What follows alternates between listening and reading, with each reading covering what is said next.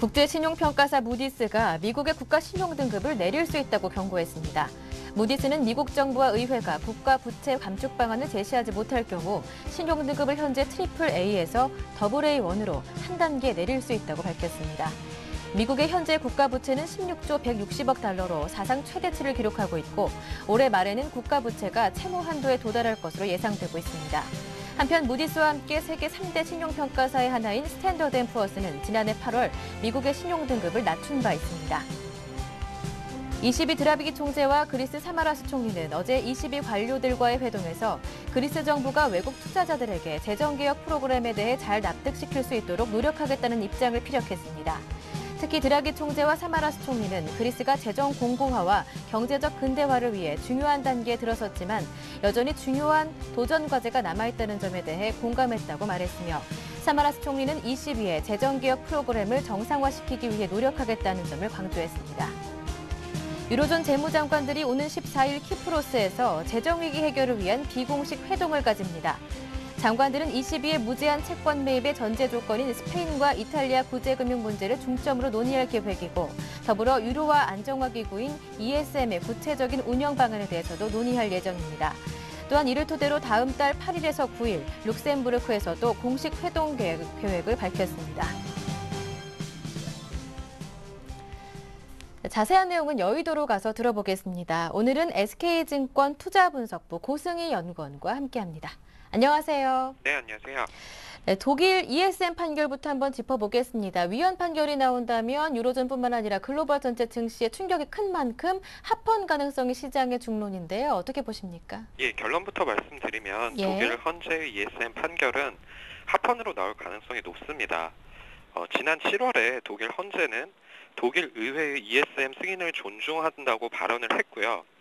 과거를 살펴봤을 때 독일 헌재가 위헌 판결을 한 사례는 많지가 않습니다. 따라서 독일의 ESM 판결은 합헌으로 나올 걸로 보고 있고요. 합헌 판결 시 유로존 불확실성은 여기서 추가적으로 한 단계 레벨 다운될 걸로 보고 있습니다. 이에 따라서 주식 등 글로벌 위험자산 강세 현상은 당분간 추가적으로 이어질 걸로 판단을 하고 있습니다. 네, 독일 헌재에서도 ESM 합헌 결정이 나온다면 이제 문제는 FOMC일 텐데요. QE3에 대한 시나리오가 여러 가지 나오고 있습니다. 결론적으로 봤을 때 FOMC 회의 시장에 미칠 영향 어떻게 보십니까? 네, 이번 FOMC 회의는 어떠한 예. 결과가 나오든지 간에 시장에 긍정적인 영향을 미칠 걸로 보고 있습니다. 현재 시장 분위기를 살펴보면 전반적으로 연준의 추가 경기 부양책 실시에 대한 의견이 많아지고 있습니다. 저희 SK증권에서는 이번 FOMC 회의에서 추가 경기 부양책에 대한 시기와 규모 등 구체적인 언급을 할 거라고 예상을 하고 있습니다. 물론 시장에 미치는 영향은 시기와 규모에 따라 상승폭이 달라지겠지만요. 연준의 추가 경기 부양책 실시 혹은 그것에 대한 시사는 시장의 추세적 상승을 나타내는 모멘텀으로 작용을 할 걸로 판단을 하고 있습니다. 최악의 경우를 가정을 했을 때 FOMC에서 어떠한 정책도 나오지 않는다 하더라도요. 최소한 시장의 추가 경기 부양책에 대한 기대감을 유지를 시킬 것입니다. 따라서 이번 FOMC 회의가 시장에서는 분명히 긍정적인 영향을 미칠 걸로 판단을 하고 있습니다. 네, 미국 FOMC도 크게 부담되지는 않을 것이다. 결과에 대해 우려하지는 말자라는 말씀이었는데요. 이제 애플 아이폰 5도 공개가 됩니다. 그렇다면 국내 증시 그리고 기업에 미칠 영향은 어떤 것들이 있는지, 삼성전자에 부담은 되지 않을지 자세하게 분석 부탁드립니다. 예, 일단은 네.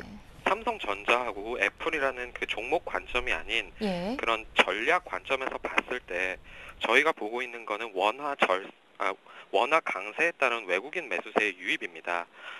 일반적으로 외국인 매수세가 유입이 됐을 때는 이들이 시가총액 상위 종목 위주로 접근을 하는 경우가 많고요. 그리고 현재와 같이 글로벌 불확실성이 완화되는 국면에서는 어떠한 특정 종목이 아닌 전반적으로 시장이 강한 모습을 보이고 있기 때문에 애플이 아이폰 5가 나온다고 해서 삼성전자가 뭐 크게 빠질 거냐 이런 우려는 하지 않으셔도 될 것 같습니다. 다만 개별 종목으로 봤을 때 그 애플과 관련된 코스닥 종목 같은 경우에는 당연히 단기적으로 수혜가 있을 걸로 예상이 되고요. 그러나 이제 코스피라든지 삼성전자라든지 이제 시장을 크게 본다면 애플의 아이폰 5가 시장에 미치는 영향은 뭐 큰 영향 없다라고 판단을 하고 있습니다. 네, 알겠습니다. 남편 하반기 한국 경제 성장률이 1%대 머물 것이다라는 분석이 고개를 들면서 내일 금융통화위원회의 주목되고 있는데요.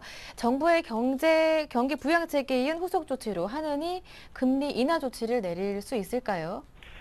현재 시장 컨센서스는 기준금리 25bp 인하입니다. 예. 그러나 저희 당사는 9월에는 동결을 예상을 하고 있고요. 오히려 10월 달에 25bp 인하를 할 것이라고 전망을 하고 있습니다.